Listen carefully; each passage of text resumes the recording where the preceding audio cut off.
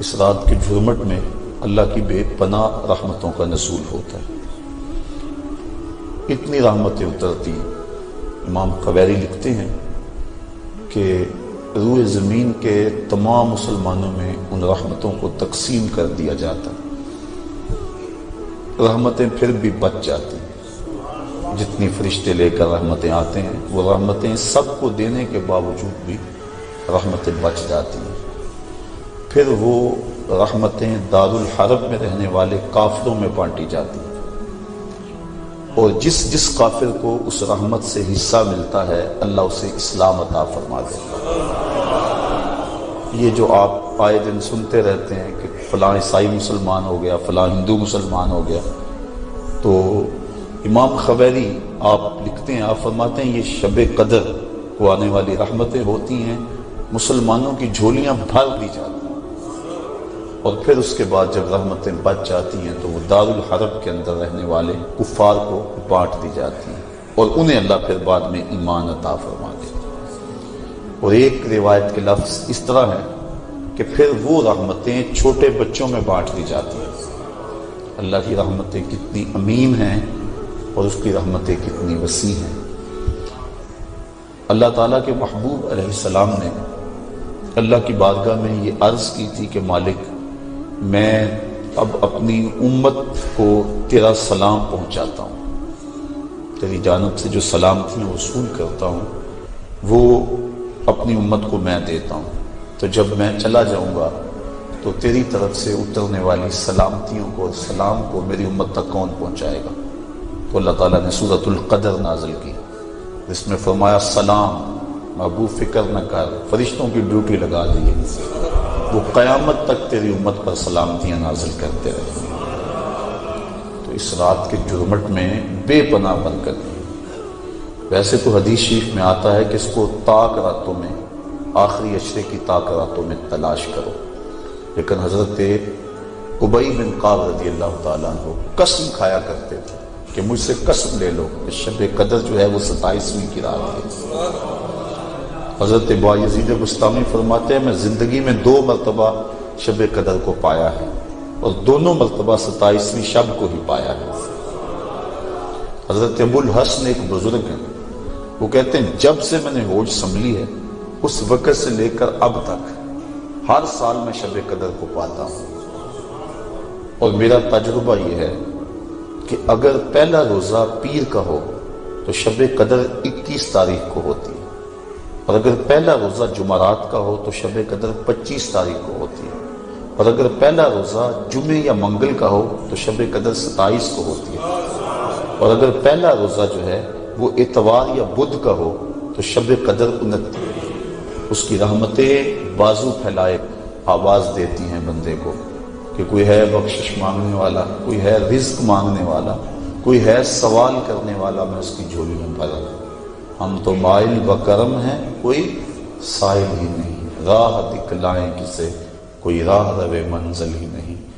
صرف 4 اشخاص ہیں جو اس رات محروم رہتے ہیں.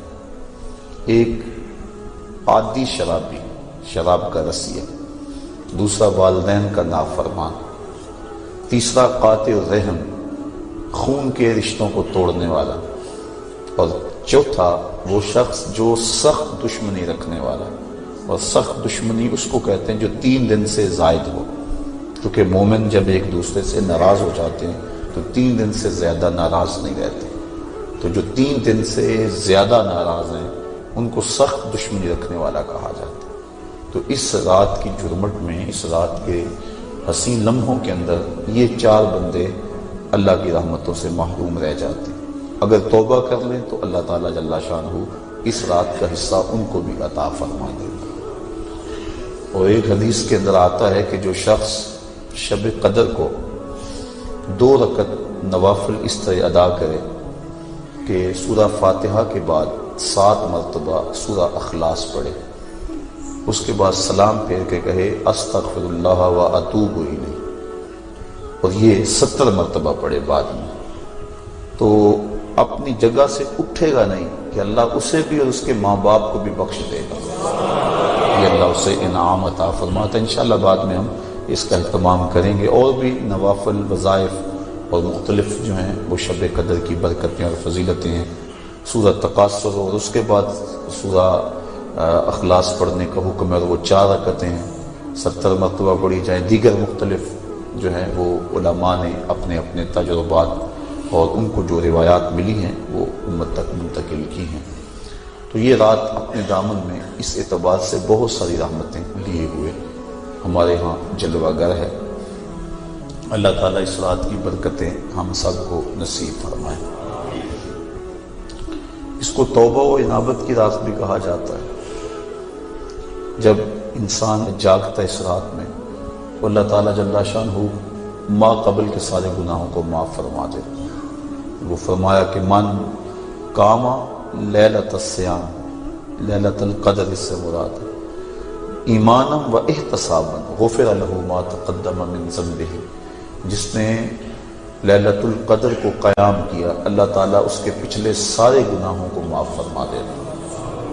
ایمانم و احتسابا، 2 شرطیں ہیں، ایمان کی حالت میں اور دوسرا اپنے نفس کا محاسبہ کر رہا ہے، کیونکہ اپنے نفس کو محاسبے میں رکھنا چاہیے، اس کو بے لگام نہیں ہونے دینا چاہیے۔ جو پڑھ رہے ہیں کہہ رہے ہیں اس پر مانند استحضار موجود ہو، اور ہم اگر توبہ کریں، رجوع لائیں اس کے حضور، تو وہ صرف زبان سے نہ ہو بلکہ ہمارے دل کی اتھاہ گہرائیوں سے۔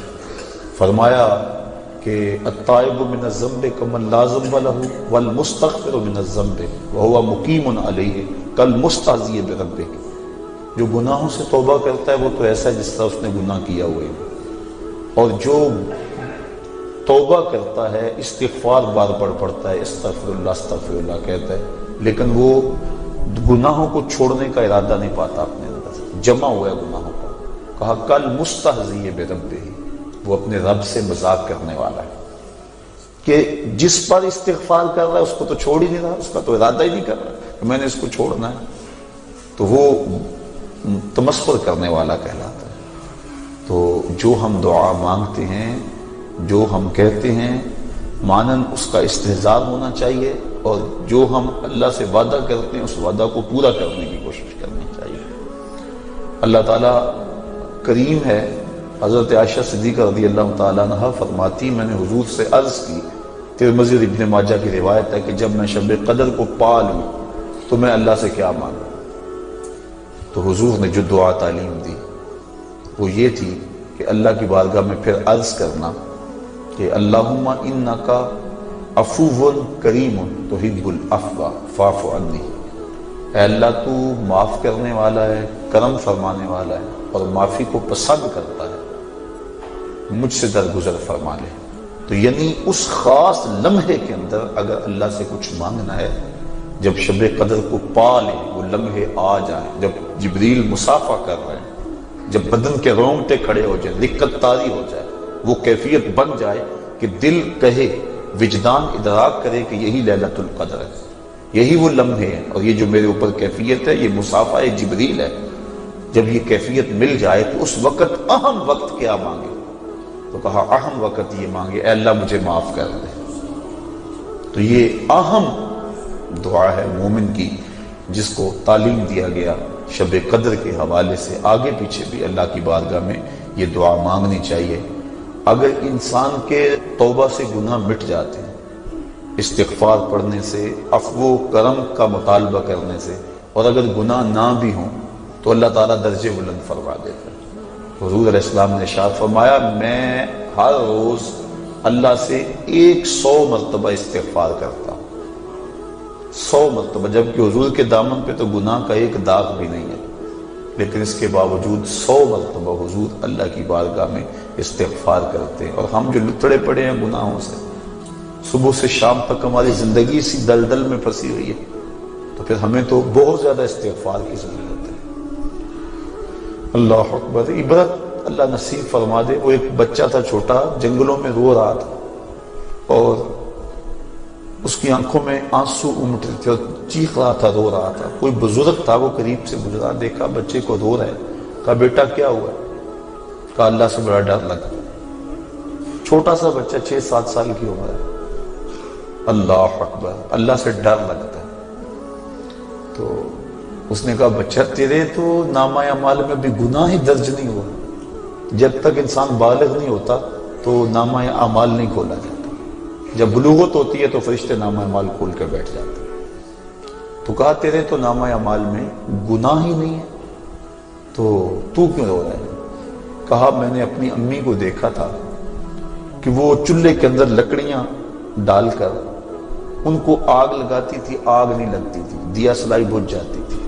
اس نے چھوٹی چھوٹی لکڑیاں لی اور ان کو توڑ کے نیچے رکھا، پہلے چھوٹیوں کو لگائی اور ان کو لگی، پھر بڑیوں کو لگ گئی۔ تو میں اس وقت سے چیخ رہا ہوں کہ حشر کے دن جہنم کے اندر بڑے بڑے گناہگاروں کو ڈالا گیا، آگ نہ لگی تو مجھ چھوٹے کو نہ رکھ لیا جائے۔ یعنی خوف اور خشیت کا عالم دیکھیے۔ تو کہا میں تو اس وجہ سے ڈر رہا ہوں، تو جن کے ذمے گناہ بھی نہیں ہیں وہ ڈر رہے ہیں، رو رہے ہیں، جس کے دامن کو اللہ نے عصمت کے پھولوں سے مزین کیا ہوا ہے، وہ تو روز 100 مرتبہ استغفار کریں اور اللہ سے توبہ کریں۔ اور ہم جو سراپا گناہ ہیں، ہماری سوچ، ہماری فکر، ہمارے خیال، ہمارے کاروبار گناہوں میں لتڑے ہوئے سب کچھ، تو اس لیے ہمیں بہت زیادہ ضرورت ہے اس بات کی کہ ہم اللہ کی رجوع کریں۔ یہ ایک رات 1000 مہینے سے بہتر ہمیں دے دی گئی، 1000 مہینے کی عبادت کریں، 83 سال اور 4 ماہ بنتے ہیں۔ اتنی دیر قیام میں کھڑے رہو، رکوع اور سجدے میں کھڑے رہو، اور ایک رات عبادت میں گزار لو۔ اور ایک روایت میں پڑھا جو اس رات میں اللہ اکبر جتنی دیر میں بکری کا دودھ دھویا جاتا ہے، کتنی دیر لگتی ہے بکری کا دودھ دھوتے ہوئے، اتنی دیر قیام کیا، کھڑا رہا عبادت میں، نماز میں، جتنی دیر میں بکری کا دودھ دھویا جاتا ہے، اللہ تعالیٰ اس کی مغفرت اور بخشش فرما دیتا ہے اور اس کو پوری لیلۃ القدر کی فضیلت عطا کر دیتا ہے، جس نے اتنا قیام کیا جتنا بکری کا دودھ دھوتے ہوئے وقت لگتا ہے۔